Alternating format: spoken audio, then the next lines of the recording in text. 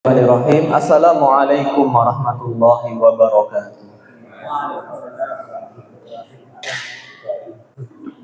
Alhamdulillahilladzi arsala rasulahu bil huda wa dinil haqq liyudhhirahu 'ala dini kullihi wa kafaa billahi shahida. Asyhadu an la ilaha illallah wahdahu la syarika lah wa asyhadu anna Muhammadan 'abduhu wa rasuluh. Allahumma shalli wa sallim wa barik wa an'im ala nabiyyina wa rasulina wa habibina wa qurrati a'yunina Muhammadin wa ala alihi wa sahbihi ajma'in, amma ba'du. Kaum muslimin wal muslimat, jamaah salat maghrib, jamaah pengajian rahimani wa rahimakumullah. Alhamdulillah, kita panjatkan puji dan syukur kehadirat Allah Subhanahu wa taala atas segala limpahan nikmat dan karunia-Nya kepada kita.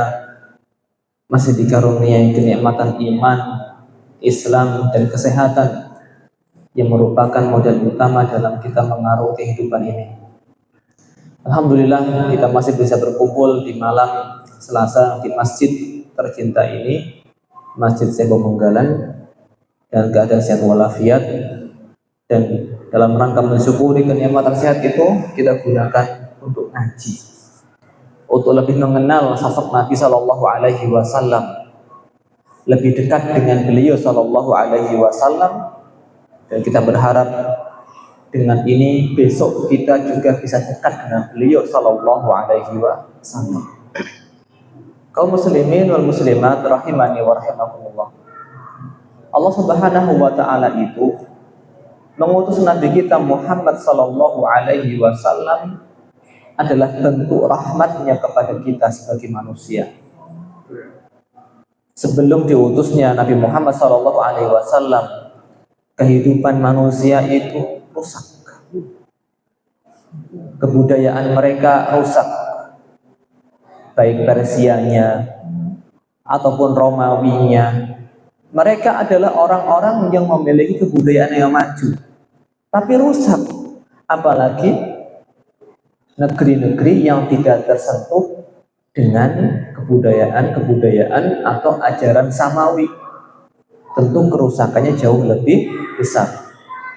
Makanya dalam sebuah hadis Nabi SAW itu pernah mengatakan, innallaha nazara ila ahlil ardi arabahum wa ajamahum. Allah itu pernah melihat tentang keadaan penduduk bumi ini, Pak. Baik orang Arabnya ataupun orang ajamnya. Orang ajam itu selain orang Arab.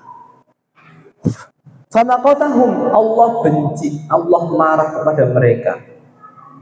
Illa baqaya min ahlul kitab, kecuali segelintir dari mereka ahlul kitab yang masih memegang agama mereka.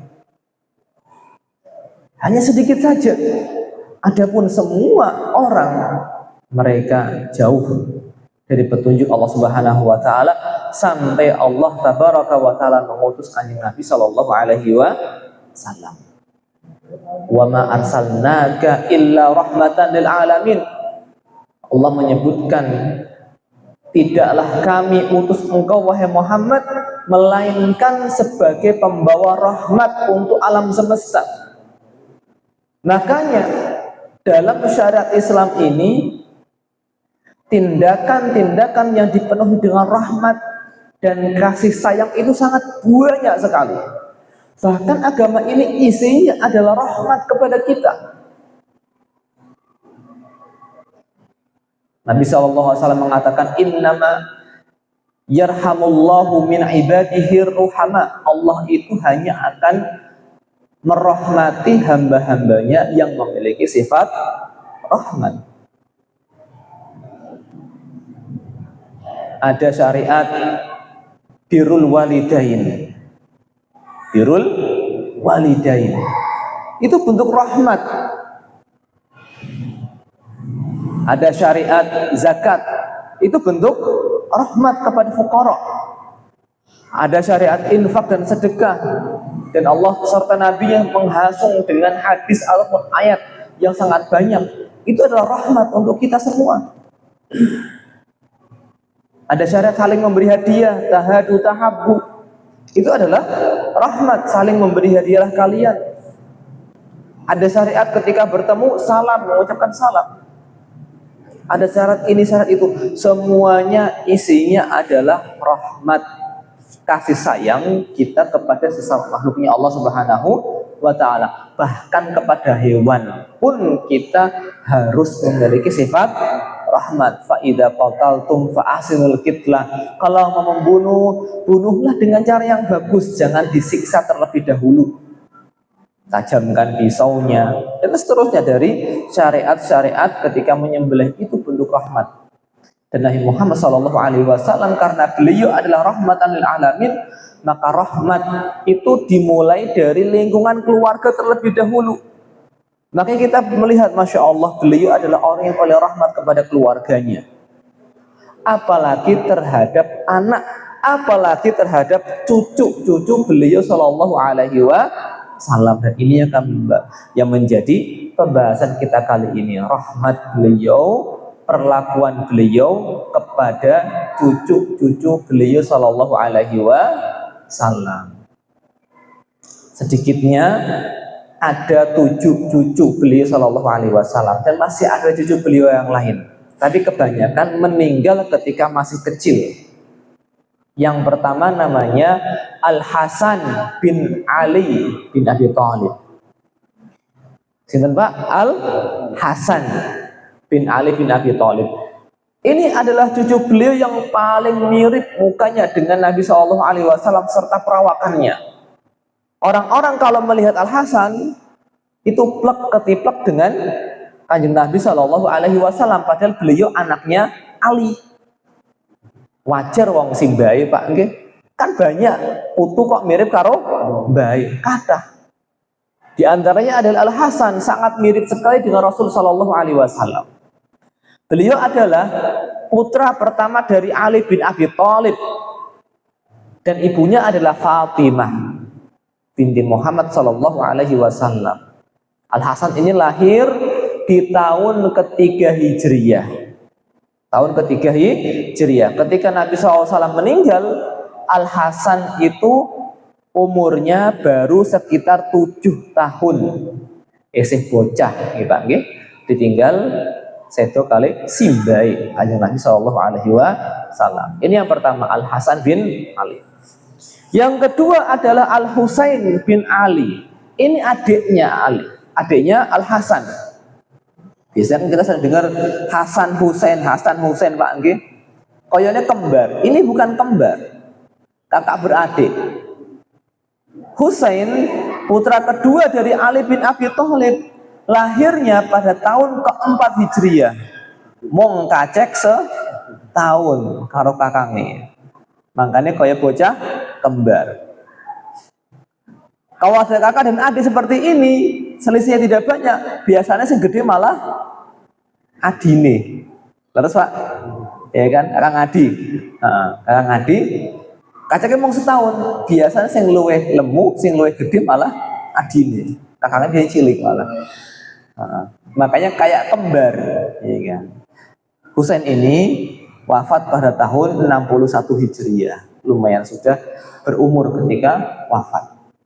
Yang berikutnya, yang ketiga cucu Nabi SAW adalah Ummu Kulsum binti Ali bin Abi Thalib radhiyallahu ta'ala anhu. Ummu Kulsum binti Ali. Beliau ini lahir sebelum wafatnya Nabi Shallallahu Alaihi Wasallam. Dan anehnya Pak, Insya Allah ini termasuk perbedaan pernikahan, perbedaan umur dalam pernikahan yang lumayan jauh. Ummu Kulsum ini menikahnya dengan siapa? Dengan Umar bin Khattab. Padahal Umar sama Ali itu selisihnya juga jauh Pak. Ibaratnya mungkin sekarang kalau mbah-mbah nikah dengan anak gadis. Tapi mbah-mbahnya ini khalifah, bukan main-main. Bibit unggul lagi, ya kan? Dan di zaman itu bukan sebuah aib Pak. Kalau sekarang ramai pasti viral di medsos. Terus lagi, Sekarang ini viral, mbah-mbah menikah dengan seorang gadis umur 17 tahun, wes.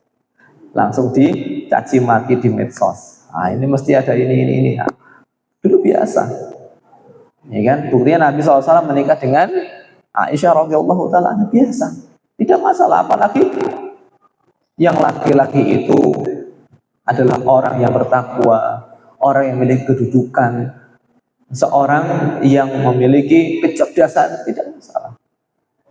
Nah, melahirkan antara pasangan Umar bin Khattab dengan Ummu Kulsum ini melahirkan dua orang anak, Zaid bin Umar dan Ruqayyah bin Umar.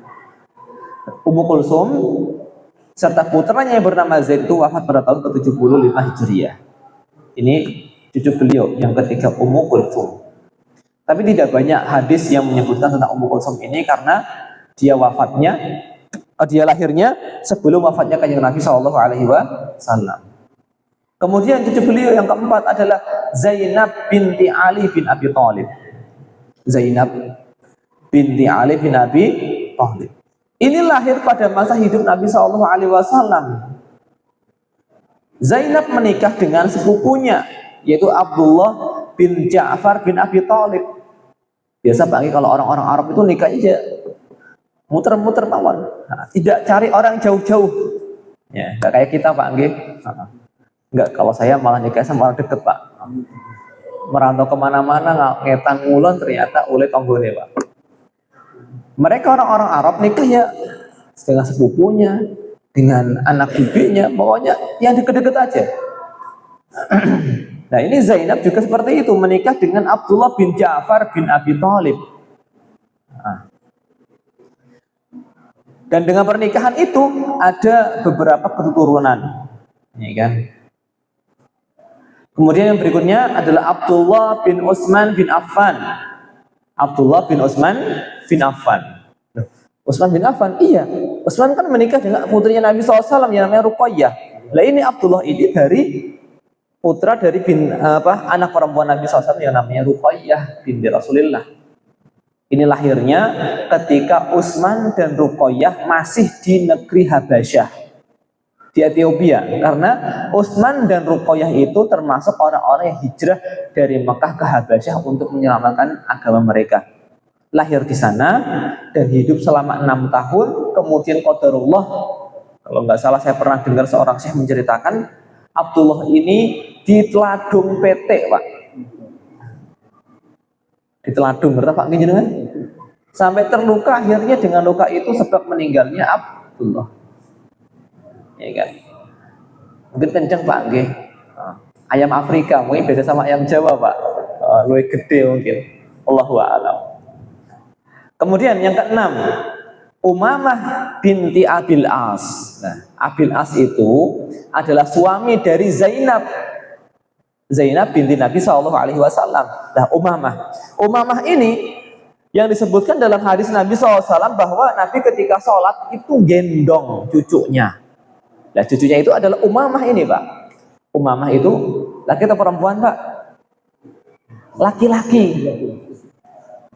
Beliau itu saking sayangnya dengan cucu, sholat gendong putune Pak. Kalau pas berdiri dibopong, kalau pas ruku, pas sujud ditaruh. Nanti ketika berdiri digendong lagi. Jadi nggak masalah. Tidak masalah ketika sholat seorang simbah gendong putune. Kadang ada, saya pernah melihat Pak Anggi, orang sholat bawa anak kecil, digeletakin nangis terus. Berarti belum punya ilmu. Gimana Anggi? Belum punya ilmu. Kalau saat digendong mungkin menang Pak. Digendong menang, sehingga tidak membuat risau jamaah yang lainnya. Jamaah yang lain kan terganggu dengan tangisan anak itu. Tinggal digendong, peluk sambil sholat, bisa. Batal nggak sholatnya? Tidak batal, ya kan? Nah, ini kalau sudah belajar bisa seperti ini. Tapi kalau nggak belajar, menganggap banyak gerak karena menggendong anak membatalkan sholat. Ternyata tidak. Nabi SAW pernah menggendong cucunya yang namanya Umamah binti Abil As ketika beliau sholat. Yang ketujuh, dari cucu beliau sallallahu alaihi wasallam ada Ali bin Abil As. Ali bin Abil As. Berarti anak dari Zainab. Ini saudara laki-laki dari Umamah, meninggal ketika sudah hampir balik, ya sekitar umur 14 tahun, 13 tahun. Dan sekarang yang banyak tersebar dari anak cucu Nabi SAW, keturunan Nabi SAW adalah keturunan dari Al Hasan dan Husain. Keturunannya Al Hasan biasanya di belakangnya ada nama Al Hasani. Ada Al Hasani. Keturunan Husain di belakang namanya ada kata Al Husaini. Al Husaini. Kalau jenengan ada membaca biografi ulama ataupun tokoh, belakangnya ada Al Hasani, berarti dia adalah salah satu dari anak keturunannya Hasan bin Ali. Kalau Al Husaini berarti dia anak keturunan dari Husain bin Ali bin Abi Thalib. Itu diantara cucu-cucu Nabi SAW. Dan kaum muslimin dan muslimat rahimani wa rahimakumullah, perlakuan Nabi kita Muhammad SAW terhadap cucu-cucunya itu perlakuan yang dipenuhi dengan kasih sayang serta kelembutan. Beliau itu teladan terbaik bagaimana seorang memperlakukan cucu. Beliau itu orang yang dadanya itu dipenuhi dengan rahmat dan kasih sayang, Pak. Ini tentu sangat berbeda sekali dengan anggapan sebagian orang yang tidak kenal dengan beliau SAW. Memfitnah beliau kalau beliau orang yang keras, memfitnah beliau kalau orangnya adalah yang hobi perang, hobi membantai, dan seterusnya. Tidak. Nabi kita Muhammad SAW, dada beliau dipenuhi dengan rahmat serta kasih sayang. Ia keras di tempatnya, tapi hari-hari beliau dipenuhi dengan kasih sayang yang luar biasa kepada siapapun. Baik. Di antara perlakuan Nabi kita Muhammad SAW terhadap cucunya adalah ketika salah seorang dari cucu lahir, Nabi SAW mengumandangkan azan di telinga kanan. Ini kan, mengumandangkan azan di telinga kanan, sehingga azan itu adalah kalimat pertama yang didengarkan atau yang diperdengarkan kepada si anak ini, bukan kalimat lainnya. Apalagi sampai lahir kok langsung disetelkan dangdut, bahaya ini. Abu Rafi, salah seorang sahabat Nabi SAW, pernah mengatakan, Abu Rafi, kalau tidak salah beliau itu adalah salah seorang pembantu Nabi SAW, Abu Rafi. Nabi Rafi qala ra'aitu Rasulullah sallallahu alaihi wasallam adzana fi adzanil fi udhunil Husain. Aku pernah melihat Nabi sallallahu alaihi wasallam mengadzani telinganya Husain bin Ali ketika dilahirkan oleh Fatimah. Azannya itu persis dengan azan ketika mau sholat. Azannya persis ketika mau sholat. Gimana? Ulama itu beda pendapat, Pak, tentang disyariatkannya azan di telinga anak. Beda pendapatnya itu didasari dengan apa? Dengan perbedaan pendapat menilai hadis ini. Ulama yang mengatakan tidak disyariatkan azan di telinga bayi menganggap hadis ini adalah hadis yang lemah.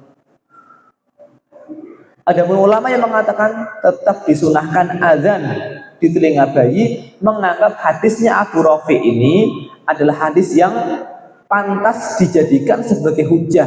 Minimal syaratnya adalah hasan, ya kan?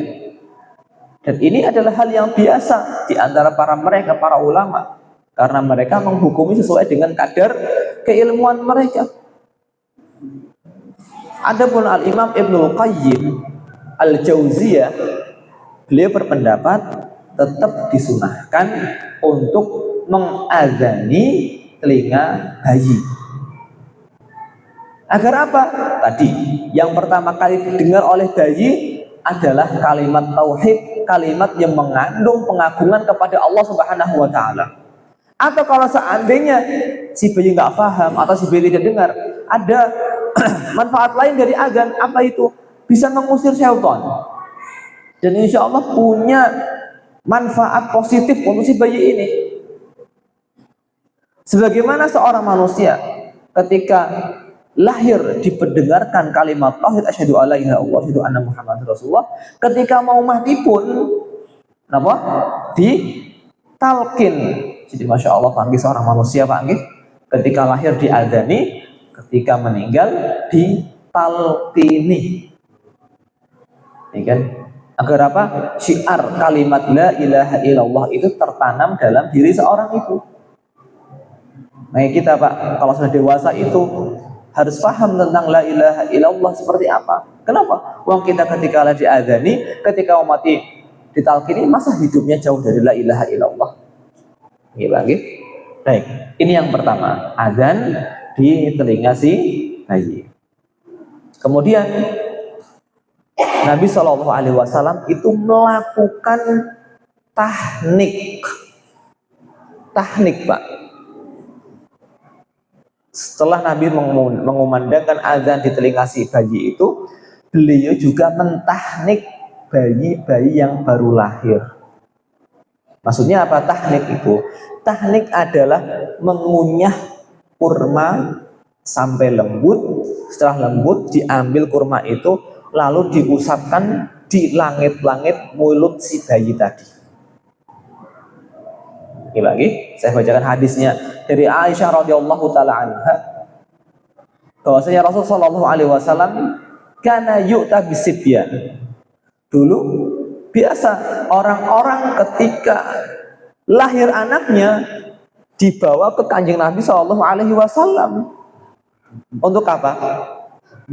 Untuk pertama didoakan agar diberkahi, makanya beliau mendoakan dengan keberkahan. Yang kedua, wa yuhannikuhum, ditahnik Pak, ditahnik, ya kan, dikunyah itu kurma sampai lembut, ya kan, kemudian diambil dan diusapkan ke mulut bayi tadi. Bukan diusapkan, dimasukkan, digosokkan di langit-langit mulut bayi tadi. Dan hendaknya tahnik itu dilakukan oleh orang soleh yang lisannya biasa berzikir, biasa mengucapkan kalimat thayyibah, kalimat yang baik, bukan orang sing ngomong elek. Dan usahakan tahnik itu dilakukan oleh orang yang menjaga kebersihan mulut. Ini bagi, jangan orang yang punya kebiasaan merokok, nanti malah mengandung nikotin lagi. Tahniknya itu mambu apa? Sangit. Ya kan? Nah, ini lah, masya Allah Pak. Ini syariat tahnik ini berarti kalau kita seandainya sudah mau lahiran, istri kita sudah mau lahiran, kita kalau ingin menghidupkan sunnah Nabi SAW yang ini, kita sediakan kurma. Ya kan? Fungsinya untuk apa? Ya untuk mentahnik tadi. Ketika lahir kita kunyahkan kurma, ya kan? Kemudian kita gosokkan di langit-langit itu. Dan ternyata ilmu kesehatan modern saat ini, Pak, membuktikan bahwa ini termasuk ijaz ilmi, mukjizat keilmuan dari beliau Shallallahu Alaihi Wasallam. Dulu tuh belum ada penelitian tahnik itu manfaatnya ini dan itu. Sekarang diteliti, masya Allah, banyak jurnal yang mengatakan kalau tahnik itu banyak sekali manfaatnya untuk anak, ya kan? Karena anak itu bisa meninggal ketika pertama kadar gula dalam darahnya itu terlalu rendah. Yang kedua, karena suhu tubuh yang turun drastis, itu anak bisa meninggal. Nah, dengan dia ditahnik, membantu untuk meningkatkan kadar glukosa dalam darah si bayi itu, sehingga insya Allah lebih selamat. Ya kan? Ada manfaat lain disebutkan dalam jurnal-jurnal ilmiah yang ditulis oleh para ilmuwan. Ya kan? Kadar gula darah bayi baru lahir itu memang rendah.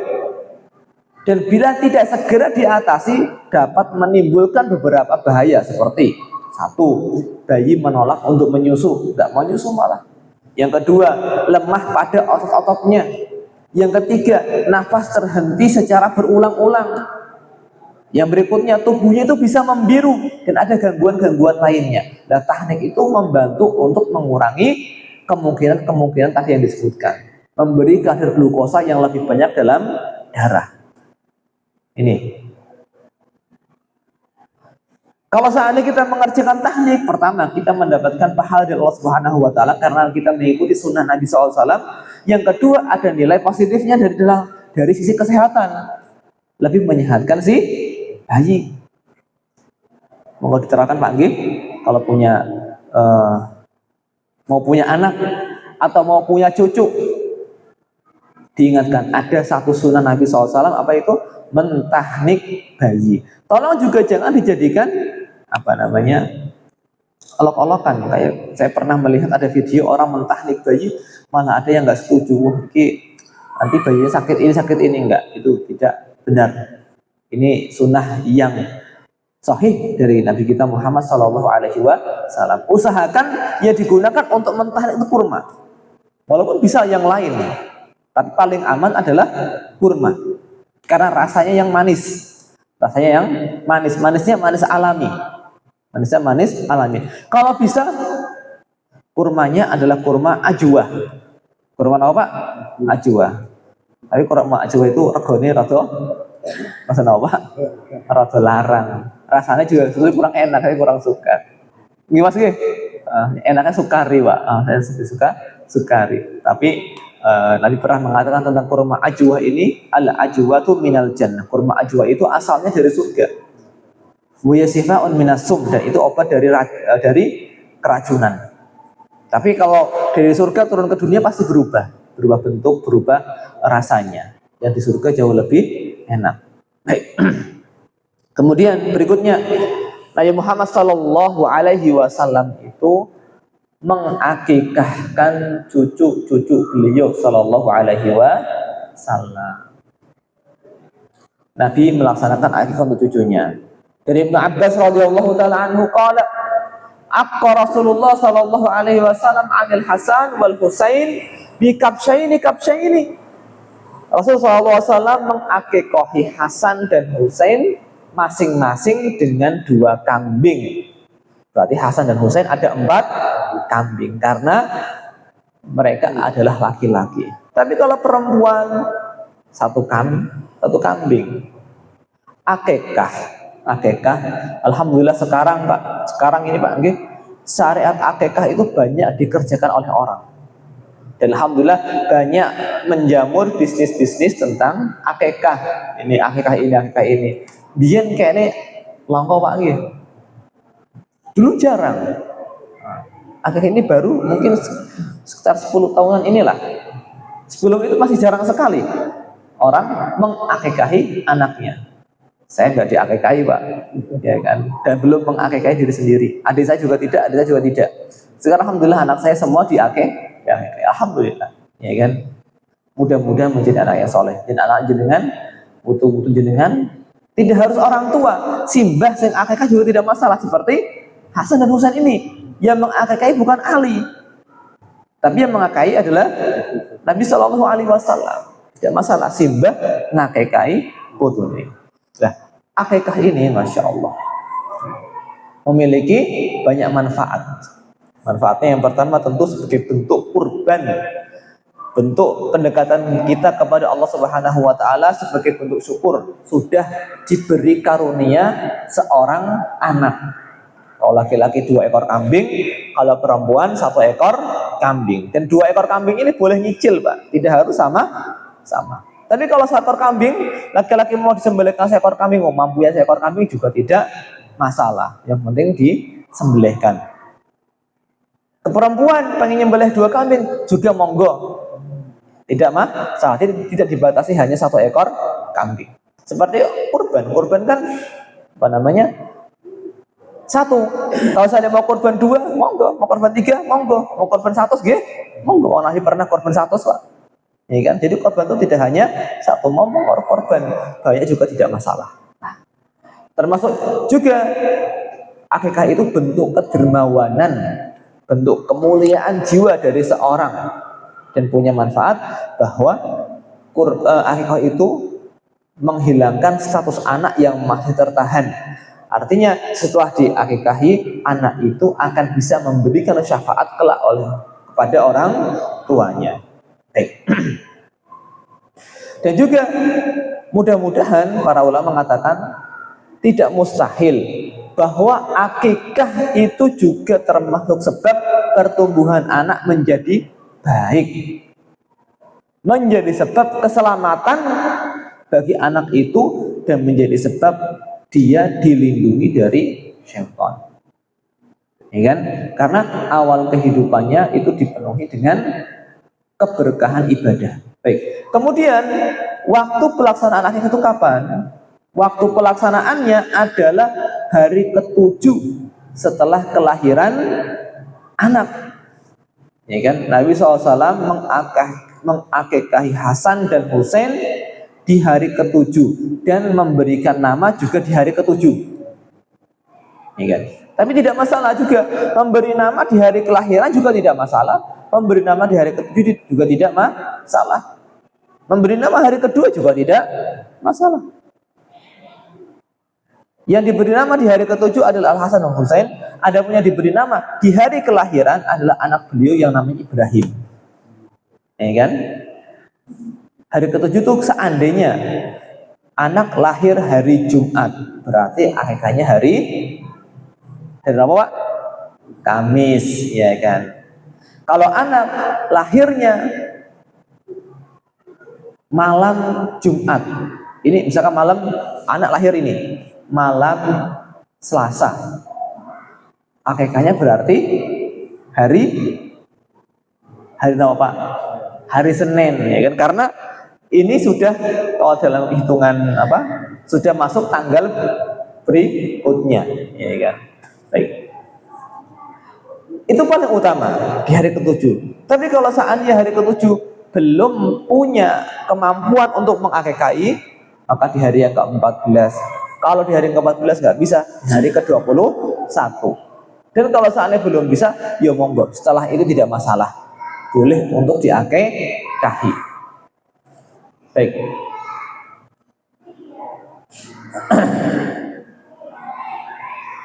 Beberapa permasalahan yang sering ditanyakan tentang akikah, Pak Nggih. Yang pertama, kalau ditanya kapan waktu terbaik untuk akikah, jawabannya adalah hari ke-7. Kalau seandainya nggak bisa di hari itu, bisa di hari-hari yang lainnya. Ini saya intisarikan dari buku fikihnya para ulama, Pak Nggih. Dengan cepat. Apakah boleh, yang kedua, apakah boleh mengakikahkan diri sendiri setelah dewasa? Jawabannya boleh-boleh saja, monggo. Kalau seandainya orang tua jenengan dulu belum mengakikahi jenengan, kalau seandainya ada kelonggaran rezeki, akikah sendiri juga tidak masalah. Yang ketiga, bolehkah akikah setelah dewasa? Jawabannya adalah boleh. Ya kan? Mengakikah diri sendiri kan setelah dewasa, Pak Nggih. Kalau setelah dewasa yang mengakikah adalah orang tua, juga tidak masalah. Pertanyaan berikutnya, apakah boleh mengganti akikah dengan sedekah uang? Kan wedhus ini minta, Pak, 2.500.000. Akikah ya 3 juta lah. Kayak ini menluih manfaat ditung-tung duit mentahan bela, ya kan? Perpakat seketewu. Boleh tidak seperti itu? Jawabannya tidak boleh. Akikah itu harus berupa hewan yang disembelih, kambing. Seperti kambing. Tidak boleh uang. Berikutnya, bolehkah akikah anak perempuan dengan satu kambing tapi disembelih? Maksudnya, bolehkah seorang perempuan, anak perempuan itu disembelihkan dengan 2 ekor kambing? Jawabannya adalah boleh. Walaupun yang lebih utama maksudnya asal pencariatannya anak perempuan itu adalah 1 kambing. Tapi kalau seandainya dia punya keluasan harta, kalau mau nyembelih 2 juga tidak masalah. Yang keenam, apakah tulang kambing itu harus dipatahkan atau tidak? Tulang kambing, ya kan? Tidak ada dalil yang mewajibkan untuk mematahkan atau tidak mematahkan tulang. Silahkan bebas, mau ditugel-tugel monggo, tidak ditugel-tugel juga tidak masalah. Seperti itu. Berikutnya, masalah berikutnya, apakah boleh orang lain mengakikahi anak kita? Jawabannya adalah boleh, nek gelem, ya kan, nek gelem. Baik. Apakah daging akikah harus dimasak dulu sebelum dibagikan? Kalau kurban kan mentahan Pak nggih. Kalau daging akikah disunahkan dimasak terlebih dahulu sehingga orang yang menerima tinggal makan, terima jadi, terima beres. Kalau daging kurban masak dulu kan angel Pak nggih. Repot. Kemudian permasalahan berikutnya, apakah anak yang meninggal sebelum hari ke-7 tetap disunahkan untuk diakikahi? Jawabannya iya, tetap disunahkan untuk diakikahi. Walaupun ketika kambing itu disembelih anaknya sudah tidak ada. Ya kan? Baik. Kemudian berikutnya, apakah boleh akikah digabung dengan niat kurban? Wah iki wedhus kurbannya aku plus karo akikahe putune aku. Oleh orang. Tidak boleh, itu ibadah yang sendiri-sendiri. Ya kan? Penak teman Pak nggih. Kurban. Ini kambing untuk kurban diniatkan untuk akikah. Dengan alasan apa? Sekali dayung 2-3 pulau terlampaui. Malah orang kena kabeh Pak nggih. Kemudian apakah harus kambing? Jawabannya ya seperti syariat menyembelih hewan kurban. Kalau nggak kambing, yo sapi boleh tidak? Boleh sapi, boleh unta, nek gelem. Ya, saya lagi Pak, kalau mau, ya kan. Tapi tidak boleh satu sapi itu untuk 7 orang anak. Satu anak satu kepala. Ini perbedaan. Ini perbedaan antara akikah dengan kurban. Satu kepala harus 1 nyawa. 1 orang anak 1 nyawa. 1 orang anak 1 ekor sapi. Kalau laki-laki berarti 2 ekor sapi. Ya monggo kalau mau. Nah seperti itu. Bagaimana pembagian daging akikah ini? Seperti pembagian daging kurban. Ada yang dimakan sendiri monggo, ada yang mau disedekahkan juga silahkan, ada yang dihadiahkan juga tidak masalah. Karena ada pemahaman kalau orang yang mengakikahi tidak boleh makan daging akikahnya. Ini salah. Saya pernah dengar seperti itu soalnya Pak. Ya kan, ada orang mau makan daging akikah anaknya, ojo dipangan. Guang liya kabeh. So ngendi iki lho nek saya nggak tahu wallahu alam dari mana. Sudah azan Pak. Cepat sekali. Baik, kita lanjutkan nanti sedikit setelah azan.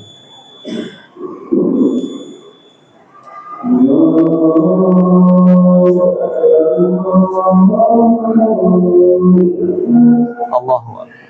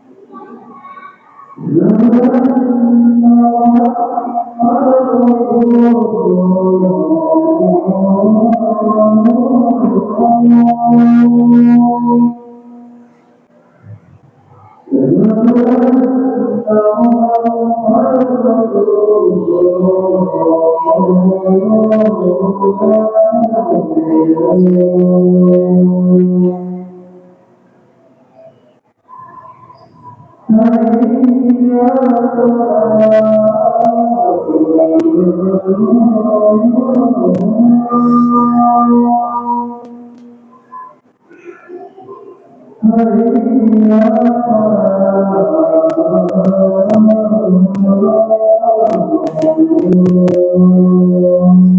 haula wala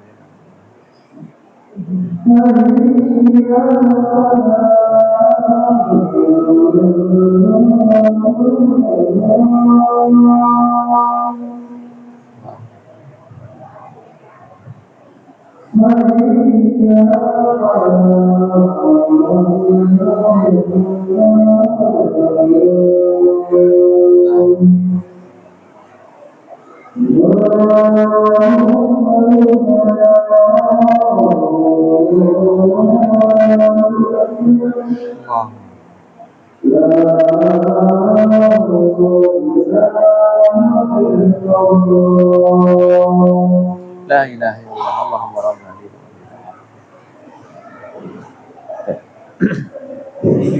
Allahumma sayyiban nafi'an Allahumma rabbana wa hidayatan wassalam. Jamaah rahimani wa rahimakumullah. Insyaallah kita lanjutkan di bab mendatang dengan mencukur rambut si bayi. Dan bagaimana syariatnya besok insyaallah kita bahas. Mohon kalau ada pertanyaan tentang materi kita hari ini. Monggo. Kalau ada pertanyaan Pak, silakan.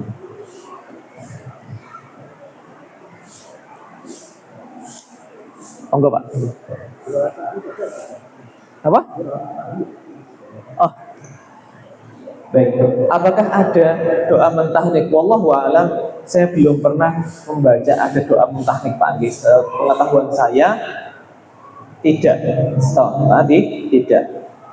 Adanya doa untuk anak yang baru dilahirkan. Apa itu? Pokoknya doa isinya berisi keberkahan. Allahumma barik. Allahumma barik. Barik lahu. Dan kita usahakan sering-sering mendoakan keberkahan kepada anak-anak kita. Makanya termasuk doa yang sering diucapkan oleh para mu'allim, para guru kalau di Mahat, barakallahu fikum, barakallahu fikum. Ini Pak, yang didoakan jawabnya apa Pak? Wa fikum barakallah. Ya kan? Seperti itu Pak, jazakallahu khairan. Monggo Pak, yang lainnya? Betul nonton? Kalau saat ini tidak ada, kita akhiri. Sekarang hujan Pak, mudah-mudahan yang rumahnya jauh-jauh menggunakan sepeda motor saya hati-hati Pak gitu. Dan jalan juga selamat sampai tujuan, bisa bertemu dengan keluarga kembali, bisa mengamalkan ilmunya.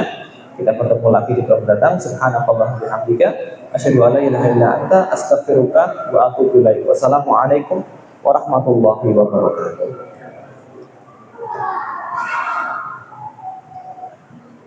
Dia masih